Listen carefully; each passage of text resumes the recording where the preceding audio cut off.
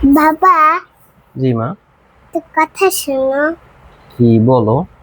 বাবা আমাকে স্লাইম কিনে দেবে, আমার খুব খেলতে ইচ্ছা করে।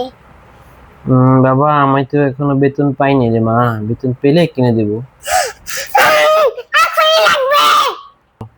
এই যে বাবার মানি ব্যাগ, টাকা আছে নাকি দেখি।